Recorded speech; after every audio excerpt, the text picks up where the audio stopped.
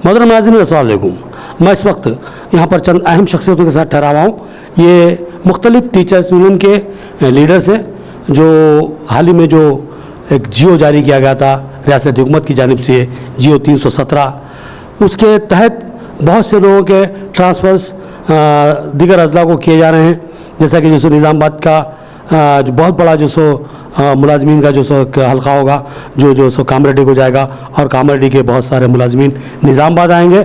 लेकिन यहाँ पर कुछ पेचीदगियाँ हैं। वो पेचीदगियाँ क्या है, इस ताल्लुक़ से हम इन यूनियनों के जो सो कायदीन जो मेरे साथ ठहरे हुए हैं उनसे गुफ्तगू करेंगे। मैं सबसे पहले कि इनसे गुफ्तगू करूँ, मैं इन लोगों का तारुफ हासिल करना चाहता हूँ। पहले हमारे जनाब सोहेल परवेज़ साहब, आप अपना तारुफ दीजिए। अस्सलाम वालेकुम, मेरा नाम मोहम्मद सोहेल परवेज़ है। मैं तेलंगाना यूनाइटेड टीचर्स फेडरेशन का सदर हूँ, जिलाई सदर। आप ना सर, मेरा नाम एएस धर्मेंद्र है, state teachers union district general secretary बात कर रहा हूँ। मेरा नाम श्रीकांत है, state teachers union district president. मेरा नाम मोहम्मद जमीलुल्लाह है, राष्ट्रीय उपाध्याय पंडित परिषद तेलुगु हिंदी उर्दू एसोसिएशन का मैं डिस्ट्रिक्ट प्रेसिडेंट हूँ। तो नाज़रीन, ये थे असातिज़ा तंजीम के कायदीन जो इस जियो को लेकर तशवीश का शिकार है। इस जियो के ताल्लुक से शुकूक व शुबहात का इजहार किया जा रहा है और ये बताया जा रहा है कि जो सो कामरेड्डी जो ज़िला है, यहाँ से कुछ लोग अगर तबादला होकर जाते हैं तो उनको जो सो डिस्ट्रिक्ट वाइज सतह पे जो सो उनका ट्रांसफ़र नहीं, बल्कि जोन वाइज सतह पर जो सो उनका तबादला किया जा रहा है और वहाँ से उनकी वापसी मुश्किल होगी। और बहुत से मुलाजमीन ऐसे होंगे जिनको जो सो मुख्तलिफ मसाइल का जो सो सामना करना पड़ेगा। जैसे कि जो सो मियाँ बीवी का मामला होता है, मियाँ बीवी अलग अलग हो जाएंगे। ऐसे बहुत से मसाइल जिस पर हम इनसे जो सो मुख्तसर गुफ्तगू करेंगे। सबसे पहले मैं चाहता हूँ धर्मेंद्र साहब, इस ताल्लुक से आप बताएं कि प्रॉब्लम क्या है। साहब, ये 317 का जीवो जो है ये 61/2018 का है। इसमें पूरे अपने टीचर्स यहाँ से जो आदमियाँ हैं, at about 673 people are been went to Kamareddy.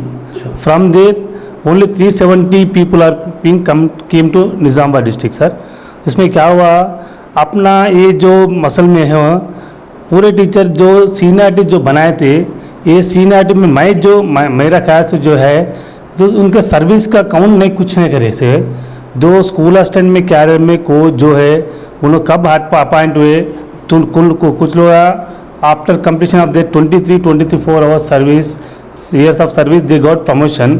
उन लोग जूनियर्स हो गए में जियो में। अच्छा। इसको डिफाइन नहीं करे से इसको कैसा करना क्या करना। एक्चुअली ये जो अपॉइंटमेंट का सीनियरिटी है, अपॉइंटमेंट पूरे रोस्टर देखते हैं, वो रोस्टर के हिसाब से दिए तो सब लोग अभी सेटिस्फाई होते थे। इसमें कुछ भी नहीं देखे सो है। तो टीचरों को those are coming to Nizamabad or those people those are going to Kamareddy, they are being posting to the rural and interior areas. उधर बच्चे नहीं है, कुछ नहीं। अब बच्चों का ऐसे उधर भी दिए तो अपना स्कूलों का स्ट्रेंथ बढ़ता बोल मेरे ख्याल से साहब। ये मसला ये है कि जो सो अगर कुछ ट्रांसफ़र भी होता है तो गवर्नमेंट की अपनी पॉलिसी होती है कि ट्रांसफ़र तो एक लाजमी हिस्सा है। आप जो सो लॉन्ग टर्म जो सो किसी एक मखसूस मुकाम पे नहीं रह सकते, आपको जो सो ट्रांसफ़र कर रहे हैं। तो आपकी सबसे बड़ी शिकायत ये है कि उम्र का लिहाज नहीं किया गया ट्रांसफ़र्स के मौके पर। सबसे अहम बात ये सामने आ रही है। और दूसरी बात ये है कि अगर कहीं स्ट्रेंथ नहीं है वहाँ पर अगर गवर्नमेंट पोस्ट देती है तो उससे जो सो कोई मतलब नहीं, हुकूमत कहीं भी पोस्ट दे सकती है। इसमें क्या एतराज़ है आप? तरस नहीं है, क्या बोले तो उधर अगर अब इधर पोस्ट नहीं दिए तो इधर के बच्चे सफ़र होता। इससे पहले फॉर एग्जांपल हमें निज़ामाबाद सराउंडिंग्स में पूरा एक मिनट आपकी बात तो समझ में आ रही कि यहाँ से तो वहाँ ट्रांसफ़र हो जा रहा, तो यहाँ के जो सो पोस्ट वैकेंट हो जा रहे हैं, तो उनकी जगह फिर अपॉइंटमेंट नहीं, उधर के लोग इधर नहीं कर रहे। वो पब्लिक जो पब्लिक कामारेड्डी से आ रहा, कामारेड्डी से आने वाले पब्लिक की इधर पोस्टिंग नहीं दी है तो अच्छा रहते थे।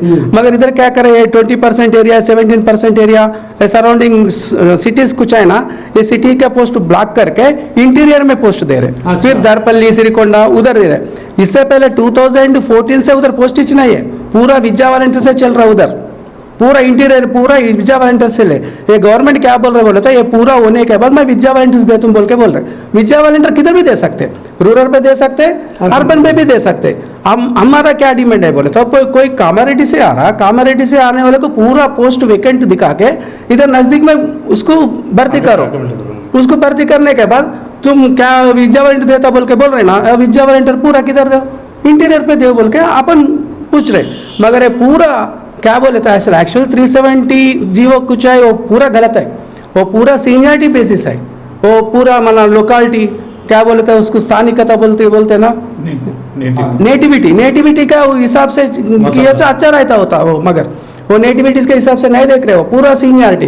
या हमारा धर्मेंद्र साहब क्या बोले था 22 साल कोई एचजीटी से अपॉइंटमेंट होता, फॉर एग्जाम्पल मैं निज़ामाबाद का हूँ, मैं मेरा 95 अपॉइंटमेंट है मेरा प्रमोशन कब आया 215 पे आया मेरा प्रमोशन, 215 में मेरे को प्रमोशन आया। मगर कोई 2012 पे करीमनगर वाले आके नॉन लोकल वाले इधर स्कूल असिस्टेंट डायरेक्ट लिखे तो उसको 212 में स्कूल असिस्टेंट आया, वो कैडर सीनियरिटी देखे तो हमारा 215 है, उन्हें 212 है। इधर क्या हो रहा है, कैडर सीनियरिटी देख रहे हैं, सर्विस सीनियरिटी नहीं देख रहे। कैडर सीनियरिटी अच्छा, हाँ। 212 वाला लोकल हो रहा, उन्हें करीमनगर से आके इधर लोकल हो रहा, मैं 95 से इधर एचजीटी करके 215 में मैं प्रमोशन लिया, मैं जूनियर हो गया, मैं किधर भी जब कामारेड्डी गया, ऐसा पूरा गलत, किधर भी सीनियर अच्छा नहीं देखा। यानी कि आप लोग ये बोलना चाह रहे हैं कि जियो जिसने जारी किया उन्हें सही होमवर्क नहीं किया था, सही अच्छा उम्र नहीं, यानी कि सीनियरिटी की बुनियाद जो देखना चाहिए, जैसे आप सर्विस ज्वाइन करें आप एसजीटी की हैसियत से, प्रमोट हुए ऐसे की हैसियत से, लेकिन जो सो आपके बाद जो आने वाला है डायरेक्ट ऐसे आने वाला है उसको सीनियरिटी दी गई। अच्छा, ये बहुत बड़ा प्रॉब्लम है। यहाँ पर जो सो असातिज़ा की वाकई हक तलफी होती हुई महसूस हो रही है।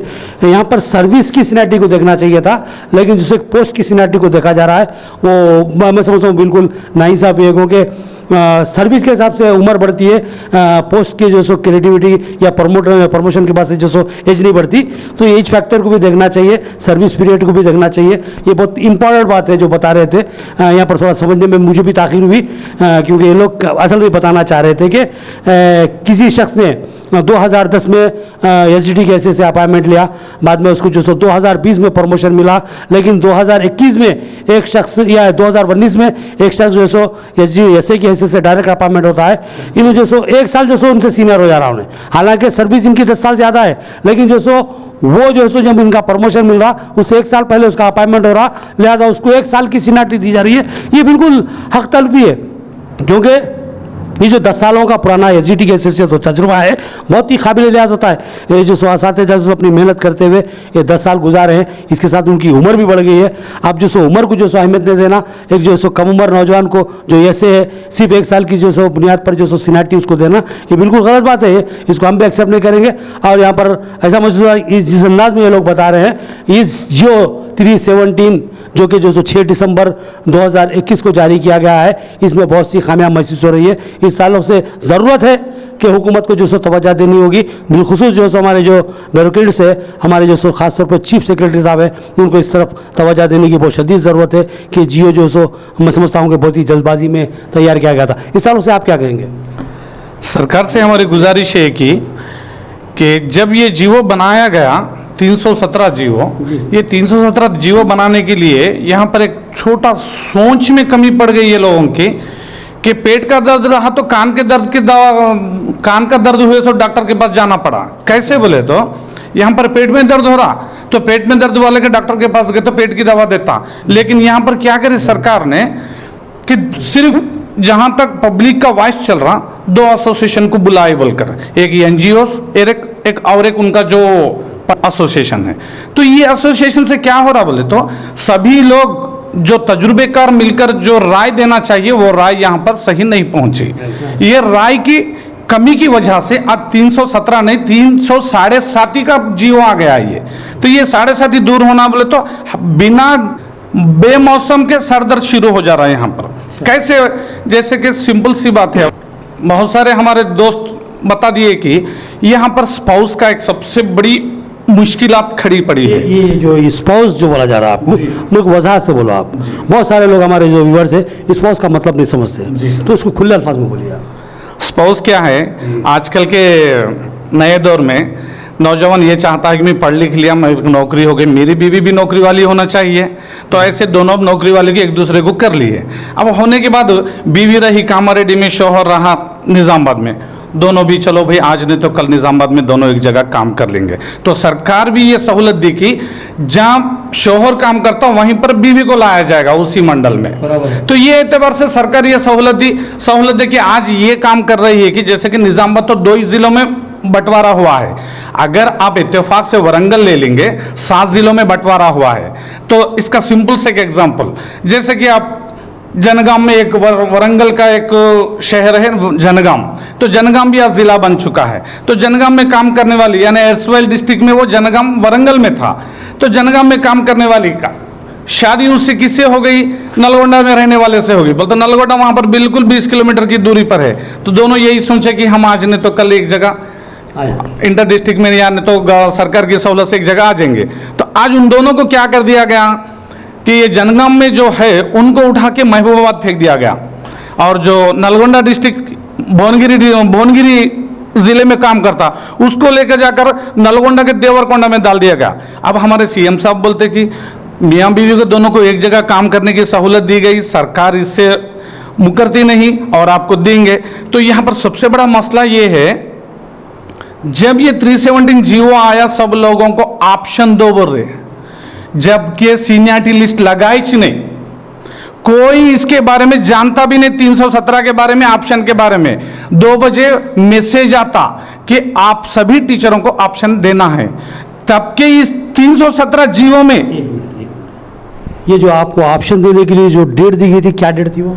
डेट 9 दिसंबर दी गई, और उसमें यह भी बताया गया 9 दिसंबर 12 बजे के टाइम पे मैसेज आता आपको ऑप्शन देना है और 5 बजे तक सबमिशन करना है। तो ये 317 ये बता रहा कि इसमें कि कंपलसरी जब आप कौन से भी टीचर हो या कोई मुलाजिमत हो, जब उसको जब ऑप्शन देने चाह रहे हैं तो आप उसकी सीनियरिटी लिस्ट डिस्प्ले करें, जबकि सीनियरिटी लिस्ट में मेरा सीनियरिटी नंबर क्या है मुझे ही पता नहीं, मुझे ही पता नहीं। जब हम डीओ से पूछते हैं तो नहीं देना तो जरूरी है, शाम तक नहीं है तो खाली छोड़ के दे दो, हम डाल देंगे। क्या डाल देंगे उनकी मर्जी, आप लिखिए खुदा पढ़े बोले ऐसी तालीम चल रही है यहाँ पर अब। तो ये एतबार से यहाँ पर हम लोगों को मुसीबत पहले कहाँ आई, ऑप्शन की जगह पे, और कुछ लोगों को तो ये ऑप्शन का भी कैसे फिलअप करना पता नहीं। आपको आपकी बात से ऐसा महसूस हो रहा है कि आपको ऑप्शन देने का कोई ऑप्शन ही नहीं रखा गया। यहाँ के 12 बजे जो सो आपके पास जो सो ऑर्डर कापी आती है, वहाँ पर जो सो आपको 5 बजे का टाइम दिया जाता है, 5 बजे तक तो सोचने में टाइम निकल जाता है। ऐसा कैसा मजाक है भैया? मजाक नहीं। सालों से आप यूनियन क्या करें, आप लोग क्या करें? आप लोग यूनियन सभी लोग जाकर जब डिस्ट्रिक्ट कलेक्टर साहब को और डीओ साहब को पूछने पर यह बताते हैं कि 317 सरकार से आया और उसको पढ़ लो और अब देना ऑप्शन। अगर आप ऑप्शन नहीं देंगे तो जो हमारी मर्जी में आया वो उस जगह पर हम आपको भेज दिया जाएगा। और कुछ एक मोहतरमा तो एक लैंग्वेज पंडित तेलुगु या हिंदी कुछ थे, उन्होंने ये बताया कि सर मुझे तो ऑप्शन का फिलअप करना नहीं मालूम, मेरे लोग यहाँ पर बता रहे थे कि आप जहाँ पैदा हुए वहाँ का लिखना बोल के बोले। तो ऐसे बहुत सारे लोग निजामाबाद आने वाले कामारेड्डी में रुक गए, निजामाबाद आने वाले, क्योंकि मेरी पैदाइश कामारेड्डी में, कामारेड्डी दीजिए first option, second option Nizamabad दिया, इसलिए हाथ से मेरे को निजामाबाद कामारेड्डी में रहना पड़ा। ऐसे बहुत सारे लोग हैं। और कुछ लोग तो ये एजुकेशन डिपार्टमेंट के अंदर, और कुछ लोग ऐसे हैं कि इसमें थोड़ी सी भी नॉलेज नहीं है कि ये 317 है क्या, आखिर ये मामला चल रहा क्या, हम लोगों को जाना कहाँ पर है। तो यहाँ पर कैसा होगा बोल तो हम जहाँ पैदा हुए वहाँ पर नॉन लोकल हो गए, जहाँ की पैदाइश है हमारी हम वहाँ से नॉन लोकल हो गए। और आज सीनियर और जूनियर दोनों को झगड़ा है यहाँ पर, किसी एक का नहीं। क्योंकि अगर सभी एसोसिएशन वालों को बुलाकर समझदारी से आप अगर ये जियो को फ्रेम करते, शायद आज ये नौबत नहीं आती। तो मेरी ये गुजारिश है, शायद हमारे जो चीफ मिनिस्टर साहब है चंद्रशेखर राव साहब, उन्होंने सही सोच कर ही ये करना चाह रहे थे, लेकिन उनके पास जो चमचे बैठे हुए हैं वो सही उन्हें सलाह नहीं दी, उन्हें सही मिसगाइड कर दिया जा रहा, क्योंकि उनकी सोच सच है। नहीं बोल के नहीं बोलते, क्योंकि प्रेसिडेंशियल आर्डर से इसके हिसाब से उन्होंने जो डिस्ट्रिक्ट बाइफर्गेशन हुआ वो सभी करना चाह रहे, तो सही रास्ते से लेकर जाकर सभी को एक तरह से एक जगह लाना चाह रहे। लेकिन यहाँ पर क्या है, जो उनके पास एडवाइस देने वाले हैं, गाइड करने वाले हैं, वो गाइड यहाँ पर सही नहीं हुआ और वो गाइड ना देने की वजह से आज पूरे 1,09,000 मुलाजिमत टीचर्स में से कम 40% लोग मुसीबत में हैं। आज ये मुसीबत नहीं नजर आ रही। आज भी गवर्नमेंट यही डिसीजन पे है कि चाहे कुछ भी हो हमें करना है। अरे आज ही मैं अभी आने से पहले आपके पास एक 10 टीवी पे देखा था मैं, एक महान हस्ती बोलकर हमारा एसोसिएशन है, हम वो लोग तेलुगु में ये कहते कि मारी मोनगाल्ला संगम बोल के बोलते।